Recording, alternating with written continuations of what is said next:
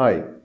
നമ്മളൊരു കാര്യം നേടുമെന്ന് ഉറച്ചു വിശ്വസിക്കുമ്പോൾ നമ്മുടെ സബ് കോൺഷ്യസ് മൈൻഡും നമ്മുടെ ബ്രെയിനും നമ്മുടെ നെർവസ് സിസ്റ്റവും എല്ലാം അക്കാര്യം നേടിത്തരുവാൻ വേണ്ടി ഒത്തൊരുമയോടെ പ്രവർത്തിക്കുമെന്നും അതിനനുകൂലമായ ചിന്തകളും ആക്ഷൻസും എല്ലാം നമ്മൾ പലപ്പോഴും നമ്മൾ അറിയാതെ തന്നെ എടുക്കുമെന്നും നമ്മുടെ സബ് കോൺഷ്യസ് മൈൻഡ് മറ്റു മനുഷ്യരെയും നമ്മുടെ ആഗ്രഹത്തിന് അനുകൂലമായി സ്വാധീനിക്കുമെന്നും നമ്മൾ കഴിഞ്ഞ വീഡിയോയിൽ മനസ്സിലാക്കി.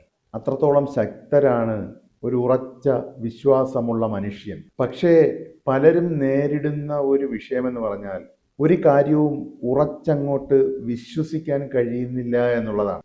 ഒരു കാര്യത്തിൽ അങ്ങോട്ട് ഉറച്ച് വിശ്വസിച്ച് വരുമ്പോഴേക്കും മറ്റെന്തെങ്കിലും ഒരു കാര്യം വന്നിട്ട് ആ വിശ്വാസത്തെ പാടെ ഉലച്ചു കളയുകയാണ്. അതുകൊണ്ട് തന്നെ ദൃഢമായ ഒരു വിശ്വാസം വേണമെന്ന് പറയുമ്പോൾ അത് നമുക്കൊന്നും കഴിയാത്തൊരു കാര്യമാണ് എന്നുള്ള രീതിയിലാണ് പലരും അതിനെ കേൾക്കുന്നത് അല്ലെങ്കിൽ എടുക്കുന്നത്. അതിനൊരു പോംവഴി പറഞ്ഞു തരാനാണ് ഈ വീഡിയോ ചെയ്യുന്നത്. കാരണം മിക്ക ആളുകൾക്കും അവരുടെ ജീവിതത്തിൽ അവർ ആഗ്രഹിച്ചത് നേടാൻ കഴിയാത്തത് അവർക്ക് കഴിവോ ബുദ്ധിശക്തിയോ കുറഞ്ഞു പോയത് കൊണ്ടല്ല, അവർക്കത് നേടാൻ കഴിയുമെന്ന് ഉറച്ച് വിശ്വസിക്കാൻ കഴിയാത്തത് കൊണ്ട് മാത്രമാണ്. മനസ്സിലാക്കാനുള്ളത്, ഈ ഉറച്ച വിശ്വാസം എന്നത് ദൈവം ചിലർക്ക് മാത്രം ജന്മന അനുഗ്രഹിച്ചു കൊടുക്കുന്ന ഒരു ഗിഫ്റ്റ് ഒന്നുമല്ല. ആർക്കും തന്നെ ആർജിച്ചെടുക്കാവുന്ന ഒരു സ്കില്ലാണ്. അതായത് കൃത്യമായി എക്സർസൈസ് ചെയ്താൽ കരുത്തുറ്റതാക്കി മാറ്റാൻ കഴിയുന്ന ശരീരത്തിലെ മസിൽസിനെ പോലെ മനസ്സിൽ വളരെ സിമ്പിളായ ചില എക്സർസൈസുകൾ ചെയ്താൽ ദൃഢമാക്കിയെടുക്കാൻ പറ്റുന്ന മനസ്സിലെ ഒരു മസിലിനെ പോലെയാണ് ഉറച്ച് വിശ്വസിക്കാനുള്ള കഴിവും. ഈ ഉറച്ച വിശ്വാസത്തിന്റെ പ്രാധാന്യം നമ്മൾ ആഴത്തിൽ മനസ്സിലാക്കാൻ നമ്മൾ നമ്മുടെ ബോധമനസ്സിൻ്റെയും ഉപബോധ മനസ്സിൻ്റെയും പ്രത്യേകതകൾ കൂടി അറിയണം. നമ്മുടെ ഈ ബോധമനസ്സ് പറയുന്നത് അതുപോലെ അനുസരിക്കുക എന്നുള്ളതാണ് നമ്മുടെ ഉപബോധ മനസ്സിൻ്റെ ഒരു രീതി.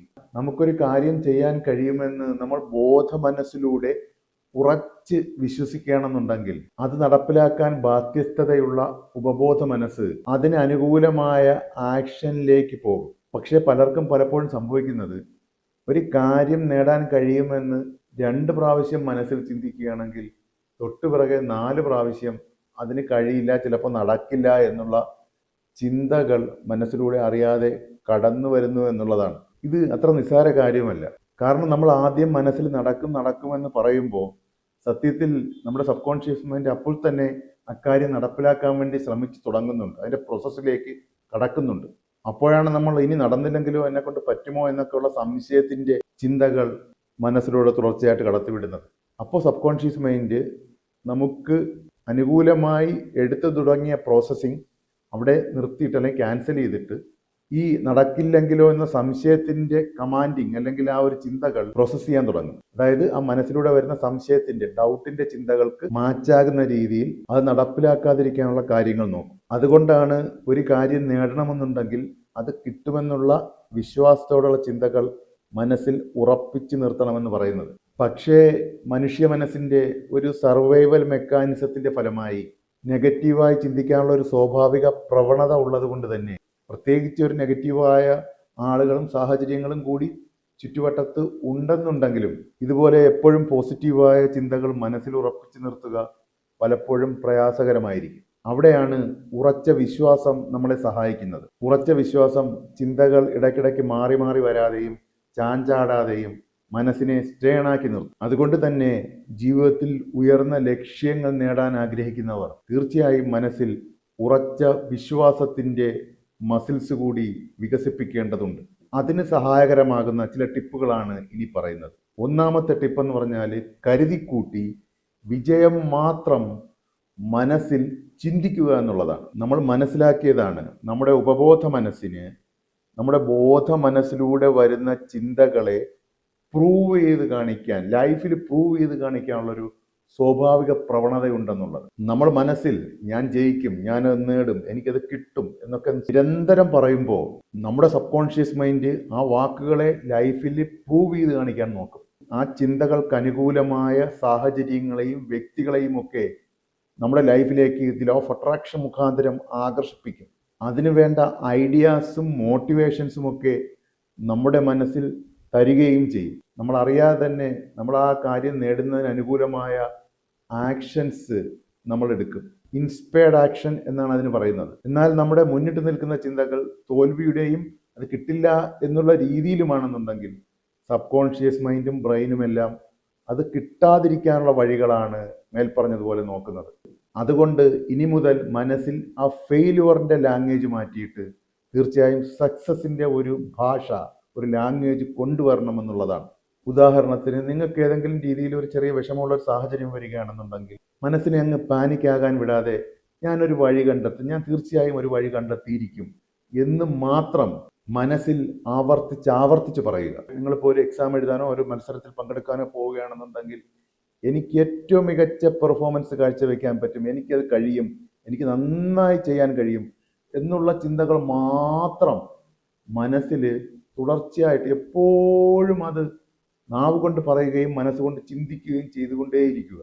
ഒരു നിമിഷം പോലും ഒരു ചിന്ത പോലും ഞാനത് പറ്റിയില്ലെങ്കിലോ അല്ലെങ്കിൽ തോറ്റുപോകുമോ എന്നുള്ളത് ഒരിക്കലും മനസ്സിൽ കൊടുക്കാതിരിക്കുക. അതുപോലെ തന്നെ ഏതൊരു മികച്ച അവസരം വന്നാലും എനിക്ക് ഏറ്റവും നന്നായി ചെയ്യാൻ കഴിയും, എനിക്കിതിന് പറ്റും എന്ന് മാത്രം മനസ്സിൽ പറയുക. ഇത് ഒരിക്കലും ഒരു അഹങ്കാരത്തിൻ്റെ ചിന്തകളല്ല, മനസ്സിനെ കണ്ടീഷൻ ചെയ്യാൻ വേണ്ടിയാണ്. നമ്മൾ ജിമ്മിൽ പോകുന്നത് ഒരിക്കലും അഹങ്കാരം കാണിക്കാൻ വേണ്ടിയല്ലല്ലോ, നമ്മുടെ ശരീരത്തിനെ ഷേപ്പാക്കി എടുക്കാൻ വേണ്ടിയല്ലേ.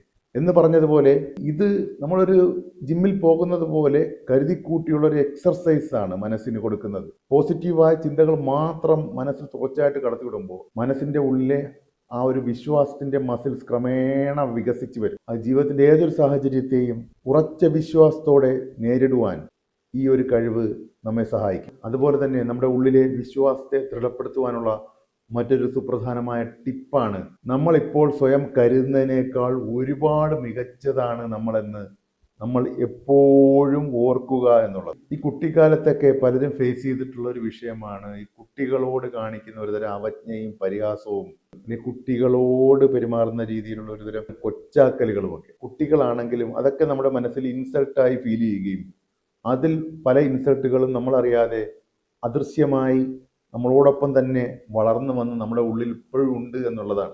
ഇതിൻ്റെ ഒരു പരിണിത ഫലം എന്ന് പറഞ്ഞാൽ ഇതുമൂലം ജീവിതത്തിൽ ഒരു അവസരം വരുമ്പോൾ ഞാനൊന്നും അതിനായിട്ടില്ല, എനിക്കതിനുള്ള അർഹതയൊന്നുമില്ല, ഞാനത്ര പോരാ തുടങ്ങിയ ഫീലിങ്സ് മനസ്സിൻ്റെ ഉള്ളിൽ ട്രിഗറാകുക. ഇതുകൊണ്ടാണ് നമ്മൾ ആദ്യം പറഞ്ഞതുപോലെ ഒരു കാര്യം വരുമ്പോൾ നമുക്കത് കിട്ടും, നമുക്കത് വേണമെന്ന് 2 പ്രാവശ്യം ചിന്തിക്കുമ്പോൾ 4 പ്രാവശ്യം അത് കിട്ടാൻ സാധ്യതയില്ല, ചിലപ്പോൾ അത് ഞാനത് തോറ്റുപോകും എന്നൊക്കെ സ്വയം അറിയാതെ ചിന്തിച്ചു പോകുന്നതിന് കാരണം.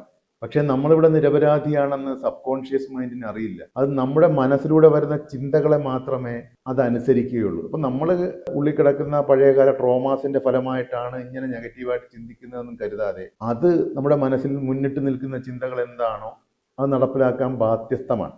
ഈ ഒരു സാഹചര്യത്തെ ഓവർകം ചെയ്യാൻ നമ്മൾ ദിവസേന എന്നോണം താഴെ പറയുന്ന കാര്യങ്ങൾ മനസ്സിൽ ആവർത്തിക്കുക.